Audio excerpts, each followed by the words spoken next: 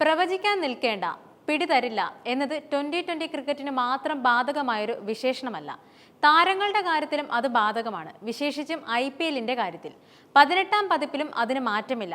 ലീഗിലെ എല്ലാ ടീമുകളും ഒരു മത്സരം പൂർത്തിയാക്കിയപ്പോൾ കൊൽക്കത്തയുടെ നായകൻ അജിൻക്യ രഹാനെയും ലക്നൌ താരം ഷാർദുൽ ഠാക്കൂറുമാണ് മുൻവിധികളെ കാറ്റിൽ പറത്തിയവരിൽ മുൻനിരയിൽ. ഇവർ മാത്രമല്ല, ടീമുകൾ നിലനിർത്താതെ കൈവിട്ട അശുതോഷ് ശർമ്മയും ശ്രേയസ് അയ്യരും ഫിൽ സോൾട്ടുമെല്ലാം കളത്തിൽ നിന്നും മറുപടി പറയുന്ന തിരക്കിലാണ്. സൗദിയിൽ നടന്ന താരലേലത്തിൽ അജിൻക്യ രഹാനെ എന്ന താരത്തിന്റെ പേര് ആദ്യം പതിഞ്ഞത് വിറ്റുപോകാത്ത താരങ്ങളുടെ കൂട്ടത്തിലാണ്. ലേലത്തിന്റെ ആദ്യ ദിനം 1.5 കോടി എന്ന അടിസ്ഥാന വിലയിൽ രഹാനെ വന്നപ്പോൾ ഒരു ടീമും വാങ്ങാൻ തയ്യാറായില്ല.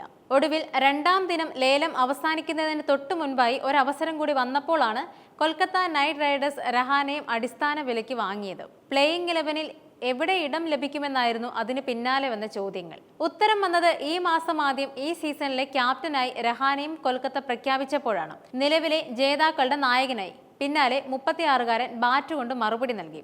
ആദ്യ മത്സരത്തിൽ ബംഗളൂരുവിനെതിരെ മോശം തുടക്കം നേരിട്ട ടീമിനെ താങ്ങി നിർത്തിയ കിടിലൻ അർദ്ധ സെഞ്ചുറി, 31 പന്തിൽ 4 സിക്സുകളടക്കം 56 റൺസ്. 2022-ൽ 10.75 കോടി എന്ന മോഹവിലയ്ക്ക് വിറ്റുപോയ ഷാർദുൽ ഠാക്കൂർ 2 കോടി അടിസ്ഥാന വിലയുമായാണ് ഇത്തവണ താരലേലത്തിനെത്തിയത്. എന്നാൽ ഇന്ത്യൻ പേസർമാർക്ക് ആവശ്യക്കാരേറെ ഉണ്ടായിട്ടും പന്തും ബാറ്റും ഒരുപോലെ കൈകാര്യം ചെയ്യുന്ന ഷാർദുലിനെ വാങ്ങാൻ താരലേലത്തിൽ ആരുമുണ്ടായില്ല. ഒടുവിൽ പരിക്കേറ്റ പേസർ മുഹ്സിൻ ഖാനു പകരം ലക്നൌ സൂപ്പർ ജെയിൻസിൽ ഠാക്കൂറിന് പുതുജീവൻ ലഭിച്ചു. മുംബൈക്കായി ആഭ്യന്തര ക്രിക്കറ്റിൽ തകർത്ത് കളിച്ച താരം ഇംഗ്ലണ്ടിൽ കൗണ്ടി ക്രിക്കറ്റ് കളിക്കാൻ പോകാനിരിക്കുമ്പോഴാണ് പകരക്കാരന്റെ റോളിൽ IPLലെ വിളി. ആദ്യ മത്സരത്തിൽ ബാറ്റിംഗ് റണ്ണൌട്ടിൽ കലാശിച്ചെങ്കിലും പന്തെടുത്ത ഷാർദുൽ കിടുക്കി.